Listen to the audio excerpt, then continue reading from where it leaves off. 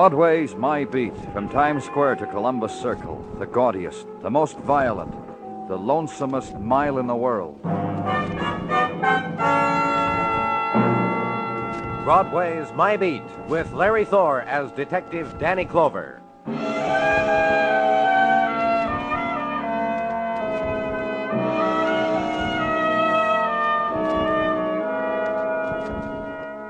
When night comes to Broadway, it drains through neon before it scatters the street, and everywhere shadows are tinged with scarlet.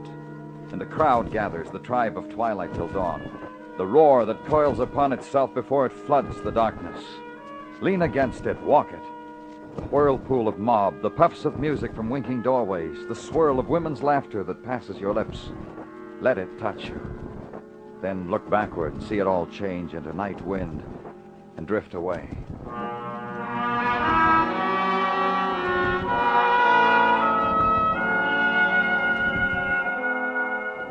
And uptown, north on Broadway and east, 110th Street and Central Park, in the part of the night that hung over a lake where I was standing, the floodlights, and the rowboat, and Detective Muggavan, and the huddled shape. I got him, Danny. Tied up? Right. Better give me a hand with him. Got him? Yeah. Easy then. Okay, let's put him down. Well, for once, the citizen was right, Danny. Man drowned in Central Park Lake, the citizen said. Saw him floating. This boy wasn't drowned, Muggavan. What? Look. Uh-huh. In the back. A small caliber gun. Hasn't been dead too long. About 19. Good-looking boy. Well, nothing. No wallet, pockets empty, no identification. Hey, what's he got in his hand, Muggavan? Huh? In his hand, his fist. He could be holding... Wait a minute.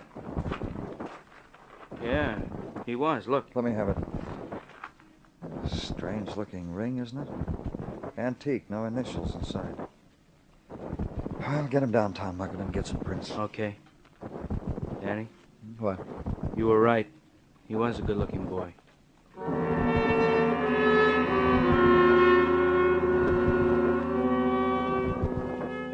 Then the pattern, known too long, repeated too many times, the checking, the waiting. In 3 days, no reaction to the distribution of the boy's prints. In 3 days, many viewers of the dead, many comments, compassionate and otherwise. But no tear of recognition to fall on the murdered boy's face. And finally, something. The ring the boy had held so tight in his dead hand, the antique ring, the strange ring. There was a man who could tell me about it. A man named Mr. Husted of Husted Jewelry Limited on Lower Madison. Go there. Wait for Mr. Husted to wipe the mist off his rimless eyeglasses, replace them in their allotted furrow, the better to see you with. You were foggy, out of focus. Now you're quite clear, defined, a pleasant sight. Thank you, Mr. Husted. I was told back at headquarters you knew something about the ring we found on... If we could avoid a mention of the dead, it would please me, Mr. Clover. You see, I'm quite old by now, and such things, you understand, of course. Yes. The ring... You have it with you? Yes, May I see it, please? Thank you. Place it on this scarf of velvet, please. Thank you. Yes. You recognize it? It is a ring. Exactly the same ring, Mr. Husted? Of course it is.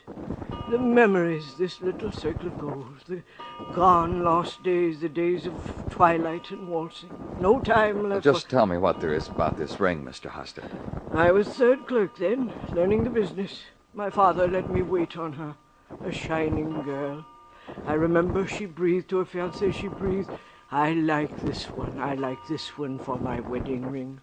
Her voice was the girl who a day after became Mrs. Renee Garland, a girl who is dead now.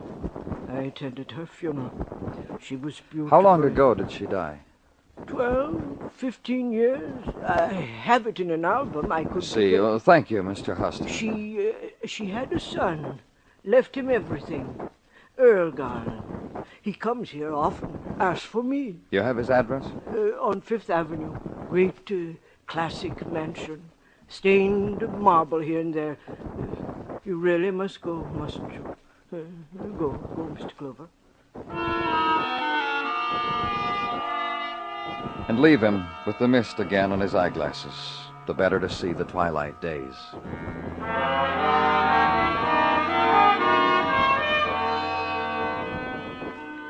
And in a Fifth Avenue mansion, be told to wait for Earl Garland. Wait in a great hall, bare, almost empty, its aged walls veined with the delicate arteries of cracked plaster.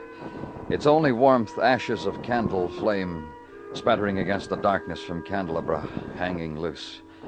And from somewhere inside the place, a throbbing of lost music, wandering. Then a man in a far doorway, pausing an instant, then walking toward you. Then offering a gloved hand. I'm Earl Garland. The servant said it was about a ring. You're wondering about my gloves. A little unusual, isn't it, Mr. Garland? You don't seem to be going anywhere. It's only that it's cold in here. A cold house. It's not that I'm maimed or anything like that. You see? 2 hands, complete. Yeah. It is about a ring, isn't it? Not about my personal affectations. About a ring. This one. You must have known it was once my mother's, or you wouldn't have come to my cold house. The boy was holding on to it. A murdered boy we found in Central Park Lake. I read of it. How does it happen he had your mother's wedding ring, Mr. Garland? Now that you speak of it, he could have found it, stolen it, had it given to him by some progeny of my mother's servants. You'll explain it to me, huh? It's not that unusual. When Mother died, she left a poignant note, parceling out her trinkets, her baubles, some jewels of value to her faithful attendants. Our lawyers didn't quarrel with it. It had poignancy. And you never saw the ring after that? No. Mother had left me less tangible things to remember her by. May I have it, the ring? We'd like to keep it for a while, Mr. Garland, until you identify the boy, naturally. Keep it. You would, of course, have a picture with you of the dead boy, so that I may look at him. Yeah. Here. You know him? Poor, anguished child. Just if you know him, Mr. Garland. No. No, I've never seen him. You will pardon me, please. Well, Doctor? I have said it to you before, Earl. There's very little more that I can... Nonsense. I have faith in you. You will help her. There are places, quiet, serene. Lisa wants to be with me, what my wife wants. Then take that music away from her, Earl. Only sinks her deeper into whatever she's looking for. Once there, you'll never get her back. You'll never... Please. My wife is quite ill, Mr. Clover. I want to go to her, may I? I was just leaving. Good night, Mr. Garland.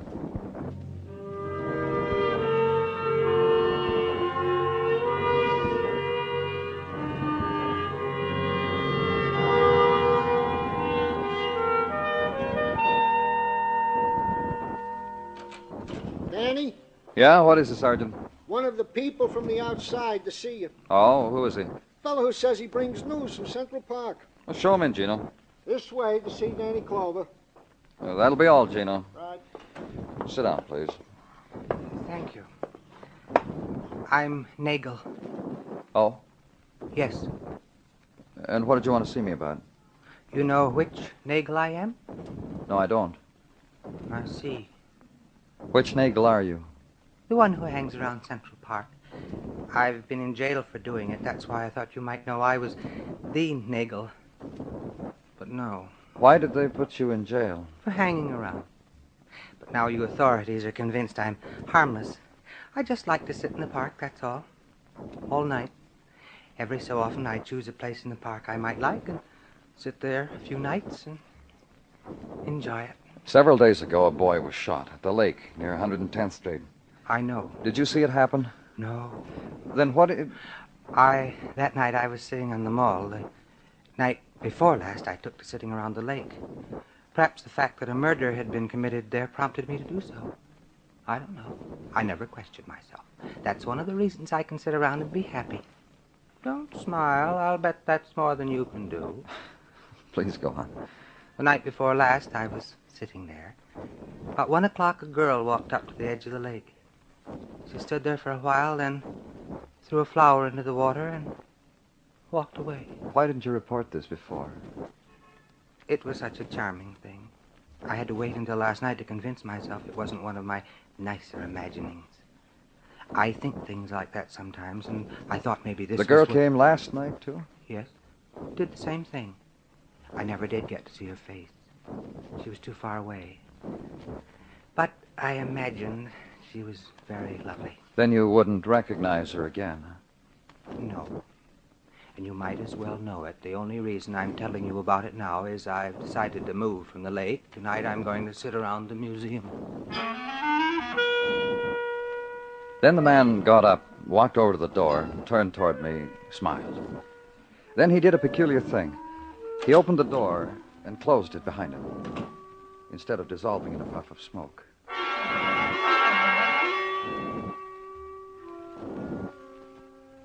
And wait, then.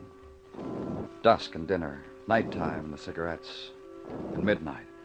And a little after that, the ride up to Central Park, leave the car and walk to the lake and find a hummock of ground and stand there, button the coat up high and wait and watch until it's 1 o'clock. And it's after that. And time moves and nothing else. Wait, time, and wait. And the figure that moves there where the trees are more black than the night is the figure of a girl moving toward the lake and stopping, her face not to be seen through the branch shadow, and walk toward her quietly. And for a reason, the ground spins up at you, hits you. Then, nothing at all.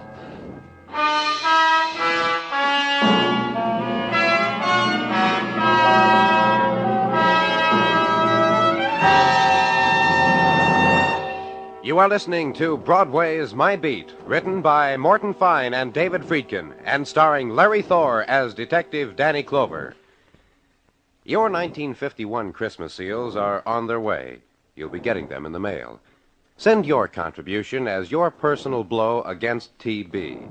Remember, your annual check to the National Tuberculosis Association says that you want to speed the day when TB will no longer menace mankind. Buy Christmas seals.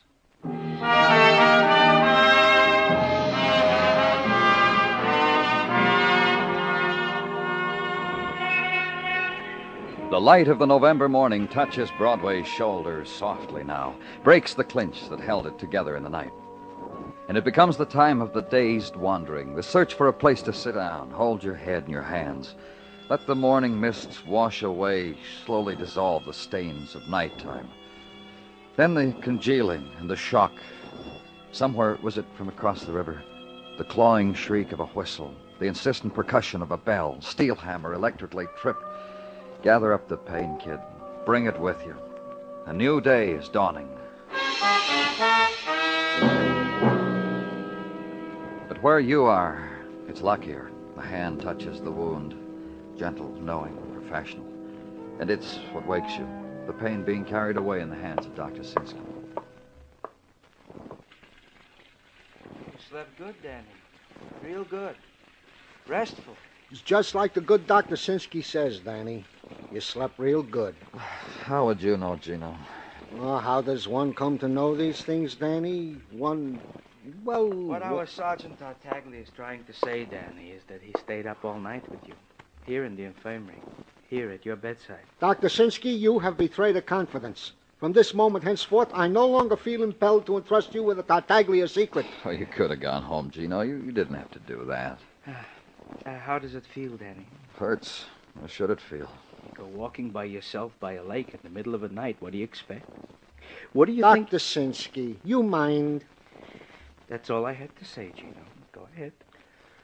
Danny, you feel like talking shop? Otherwise, you could wait until the next treatment. Now, what have you got, Gino?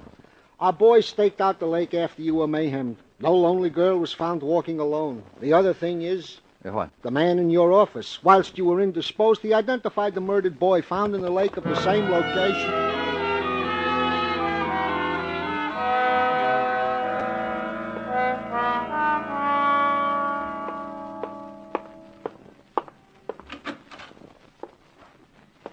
Mr. Clover? Oh, just sit where you are.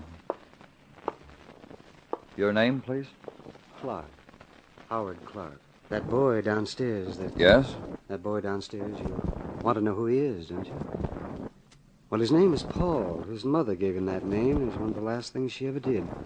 Paul was born December 9th, 1932. His mother died December 12th. His mother's name was Helen. When he was born, Paul... Mr. Clark... Paul had blonde hair. Neither Helen and I liked blonde hair because she was brunette, and I am too, but Paul's hair turned.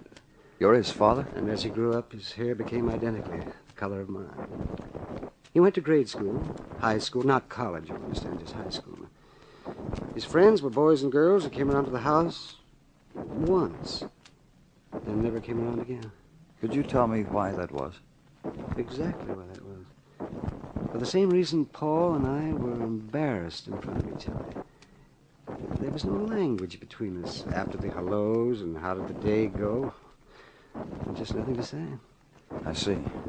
I knew Paul only in that I could recognize his face.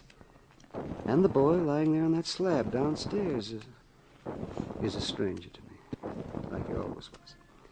He is Paul Clark because of the face.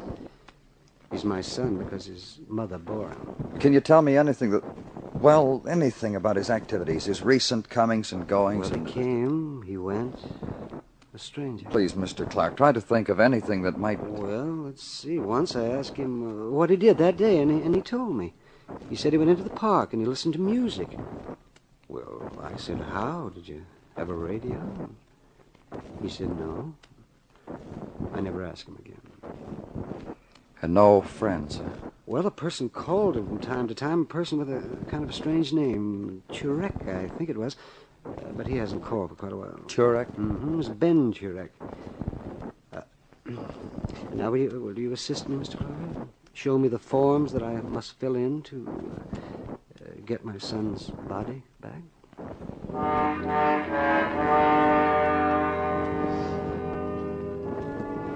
Then search the city's directory for the name Ben Turek, and beside it an address, West 12th, and an occupation, artist. Go to Ben Turek, to a studio where the November light is filtered through a curtained skylight, where the November light caresses a girl's face painted on canvas. You walk in here, open your mouth to speak to me, and nothing comes out. My painting freezes you where you stand. I'm that good, huh? Who is she, Mr. Turek? Me what I'll call her when I hang her on exhibition? What I call her now in the heretofore privacy of my soul. What you call her now? Girl of the mists, child of the lake, midwinter's night dream, beauty in the pain, take your pick. You know her? Who doesn't know her?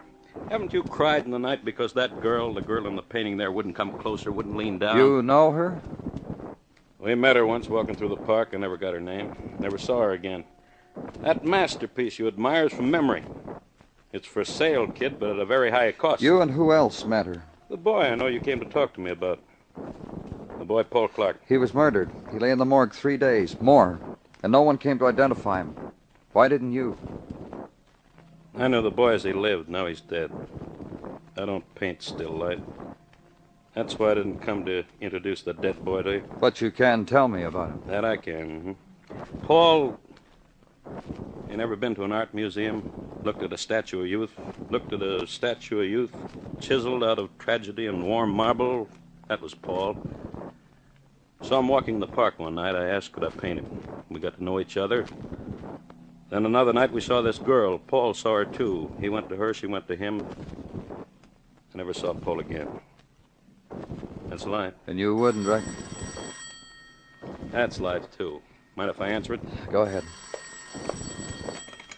Turk talking.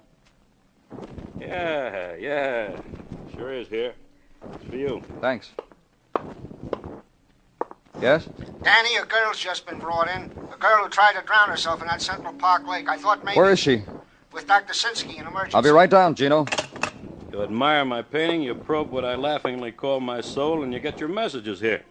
Anything else I can do for you? Just don't go away, Mr. Turek. You're a very interesting man.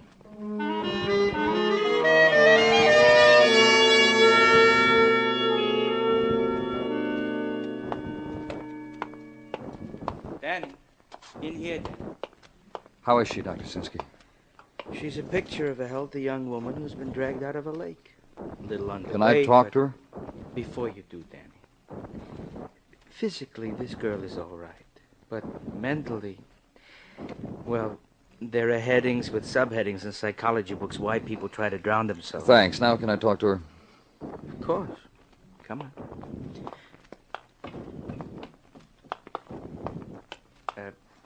This is Lieutenant Clover, miss. A policeman.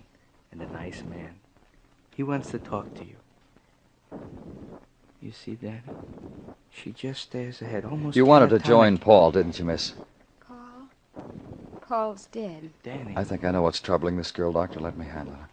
Miss, Paul's dead. you loved Paul, didn't you? That's why you tried to do what you did. You loved him. I never said so. I never told him I did. Yes. We want to help you, miss. Who are you? Paul's. I never told him that either. But I think he knew. Don't you think he knew? I'm sure he did. There. You see. You used to meet Paul at the lake, didn't you? Oh, yes. And talk. And laugh and touch. Ask her who she is, then. I heard you. I told you. I'm Paul's. I want to give you something, miss. Here, this ring. Oh. Take it. That's right. That's right. Put it on. But it's right that Paul should have it. Wear it again. It's yours, isn't it? Yes. But Danny, who is Don't she? worry about it. I know who she is. I'll take her home.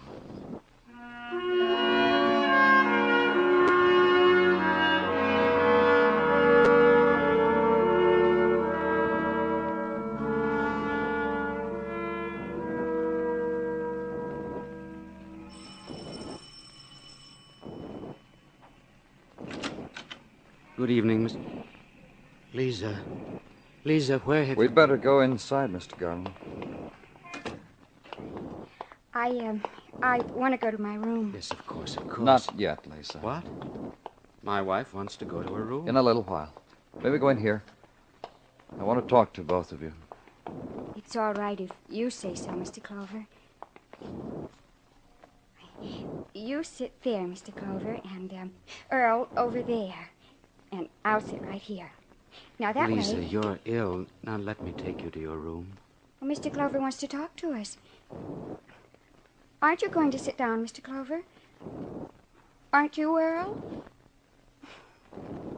I don't care. I am. I thank you, Mr. Clover, for bringing my wife back to me. But how does it happen she's with you? Our men have been watching the lake in Central Park, Mr. Garland. They found your wife there. I see. The last time you were here, you heard the doctor say how ill she was? She went looking for Paul. Paul's dead, Earl. Paul? What Paul? The boy who was shot and thrown into the lake. And you say Lisa was looking for him? Oh, Lisa. I didn't find him. He's gone. Those men stopped me.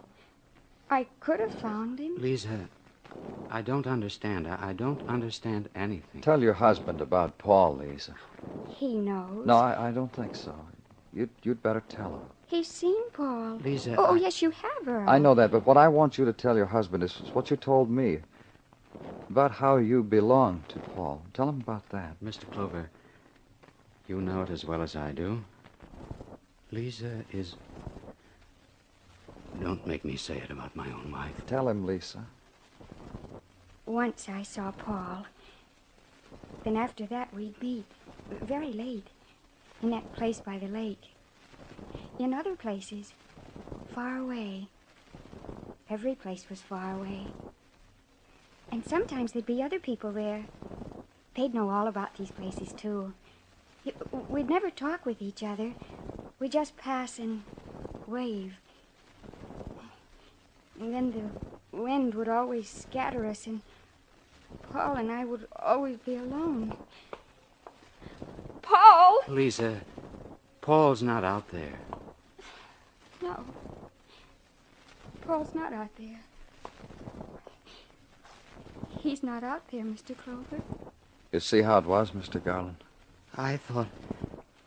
That's all there was to it. Your wife and that boy, they'd meet, they'd walk, nothing else. I see. Another thing, Mr. Garland, your wife is wearing her wedding ring again. Yes. Lisa, I want you to know... Oh, I'm tired. May I go to my room now, please? Yes, go ahead.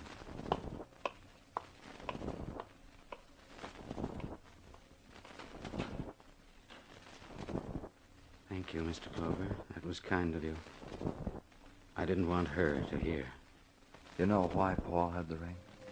I suppose it was just a child's gift. That's right, to another child. You didn't have to kill Paul. When you followed them, eavesdropped on them, you should have known that Paul was as lost as your wife. You should have known that. I thought it was something else. I thought it was a boy who picked up my sick wife in the park and was acting a part for her. You slugged me because if I learned the girl who came to the lake was your wife, I'd know who killed Paul. And now you know.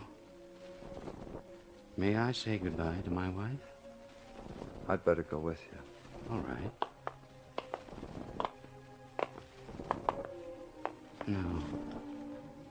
No, I'd better not. If I went into that room now while she's playing that music, she wouldn't even know who I was. Take me away, Mr. Clover.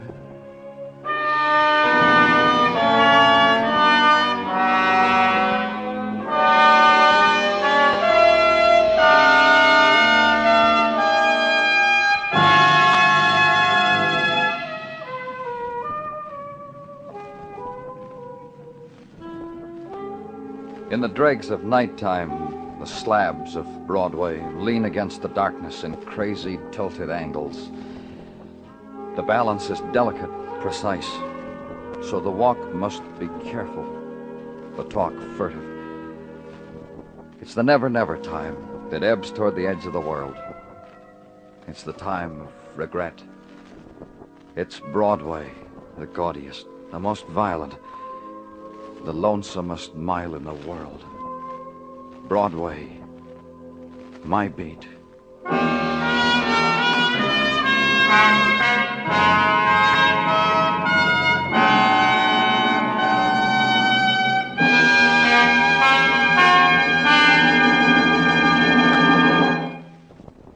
Broadway Is My Beat stars Larry Thor as Detective Danny Clover, with Charles Calvert as Tartaglia and Jack Kruschen as Muggavan. The program was produced and directed by Elliott Lewis, with musical score composed and conducted by Alexander Courage. In tonight's story, Whitfield Connor was heard as Earl Garland and Sammy Hill as Lisa Garland. Featured in the cast were Ted Osborne, Junius Matthews, Howard McNear, and Lou Merrill. Maybe your dad can lick Charlie McCarthy's dad, but nobody can lick Charlie McCarthy's Edgar Bergen, not when slick comedy is called for. The Edgar Bergen Charlie McCarthy Show, heard every Sunday night on CBS Radio, is just about one of the funniest things that can happen to you. Listen for it and laugh tomorrow night on most of these same stations. Bill Anders speaking, and remember, the comedy treat that can't be beat is Jack Benny Time, Sunday nights on the CBS Radio Network.